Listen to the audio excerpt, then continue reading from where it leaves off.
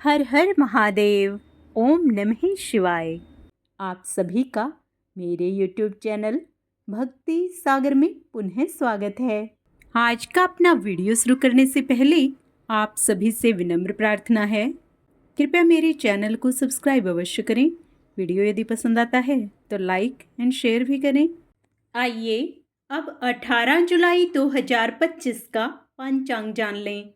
विक्रम संवत 2082 श्रावण मास कृष्ण पक्ष अष्टमी तिथि, दिन शुक्रवार। अष्टमी तिथि का प्रारंभ 17 जुलाई को शाम 7:09 पर होगा, जिसका समापन 18 जुलाई को शाम 5:02 पर होगा। उसके बाद नवमी तिथि प्रारंभ होगी। नक्षत्र अश्विनी 18 जुलाई को देर रात 3:38 पर प्रारंभ होगा, जिसका समापन 19 जुलाई को देर रात 2:14 पर होगा। उसके उपरांत भरणी नक्षत्र प्रारंभ होगा। सुकर्मा योग सुबह 6:48 तक।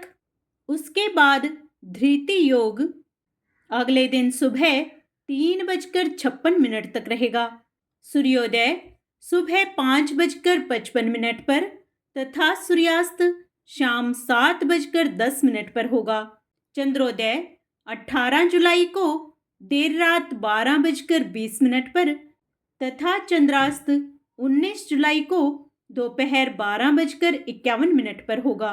ब्रह्म मुहूर्त सुबह 4:19 से सुबह 5:07 तक रहेगा। अमृत काल शाम 7:26 से रात 8:56 तक रहेगा।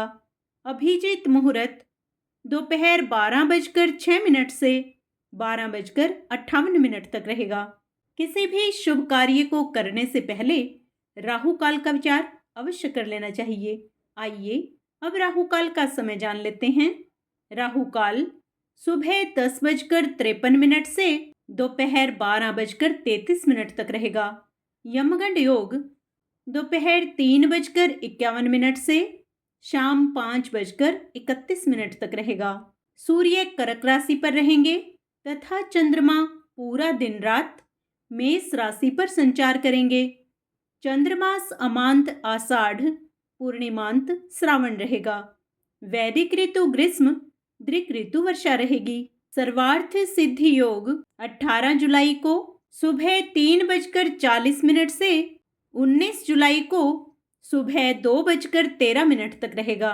शुक्रवार को पश्चिम दिशा में दिशाशूल होता है, इसलिए इस दिन पश्चिम दिशा की यात्रा करना अशुभ माना जाता है। यदि आपको किसी कारणवश जाना ही पड़े तो इस दिन जौ खाकर या दूध पीकर घर से निकलें और निकलने से पहले 5 कदम पीछे चलें, फिर यात्रा प्रारंभ करें। आपकी यात्रा सुखद होगी।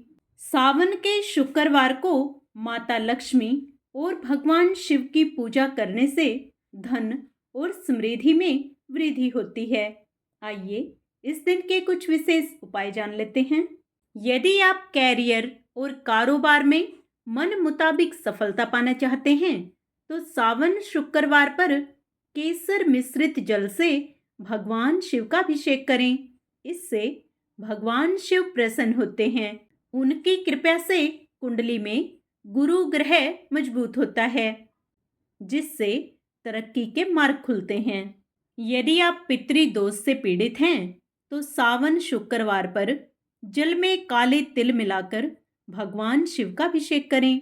इस उपाय को करने से पितृदोष से मुक्ति मिलती है, साथ ही पितरों का आशीर्वाद भी प्राप्त होता है। उनके आशीर्वाद से घर में सुख, शांति और समृद्धि का आगमन होता है। पति और पत्नी के रिश्ते को मधुर करने के लिए सावन शुक्रवार पर जल में गुलाब जल की पंखुड़ियां डालकर भगवान शिव का अभिषेक करें।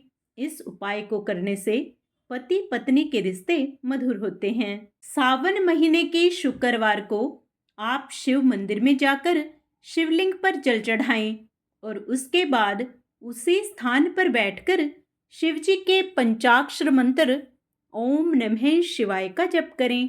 यह जप कम से कम 108 बार करें। इस मंत्र के जप के बाद माँ लक्ष्मी के मंत्र ओम श्रीम हरिम कमले कमलालये प्रसिद्ध प्रसिद्ध श्रीम ह्रीम श्रीम ओम महालक्ष्मी नमः मंत्र का जाप करें। इसके बाद माँ लक्ष्मी से धन प्राप्ति की प्रार्थना करें। माँ का ध्यान करें। ऐसा करने से आपकी मनोकामना अवश्य पूर्ण होगी। माँ लक्ष्मी को खीर का भोग अति प्रिय माना जाता है। सावन के प्रत्येक शुक्रवार को दूध, चावल और मखाने की खीर बनाकर माँ लक्ष्मी को भोग लगाएं और फिर इसे 5 कन्याओं को घर बुलाकर आदरपूर्वक खिलाएं। उसके बाद बची हुई खीर को अपने पूरे परिवार के साथ प्रसाद के रूप में ग्रहण करें। ऐसा सावन के प्रत्येक शुक्रवार को करने से माँ लक्ष्मी की कृपा आपको अति शीघ्र प्राप्त होगी। सावन के शुक्रवार के दिन शंख में जल भरकर भगवान विष्णु का अभिषेक करने से माँ लक्ष्मी बेहद प्रसन्न होती हैं और जातकों पर अपनी कृपा बरसाती हैं। ऐसा करने से आपके घर में धन संबंधी समस्या दूर होती हैं और माँ लक्ष्मी का वास होता है। आप सभी का दिन मंगलमय हो। भगवान श्री हरि, माँ लक्ष्मी व भगवान शिव आप सभी पर अपनी विशेष कृपा दृष्टि बनाए रखें। कमेंट में ओम नमः शिवाय, जय माँ लक्ष्मी अवश्य लिखें।